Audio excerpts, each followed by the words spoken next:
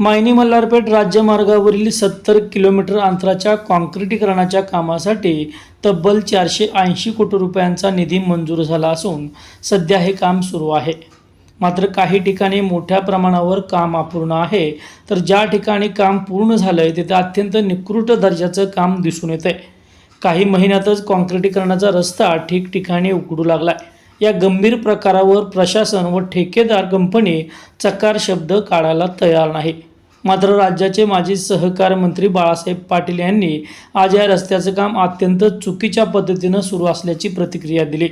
सध्या या रस्त्यावर अनेकांनी हक्क दाखवला असून त्याचाच गैरफायदा कॉन्ट्रॅक्टरनं घेतल्याने रस्त्याचं काम निकृष्ट झाल्याचा आरोप त्यांनी केलाय.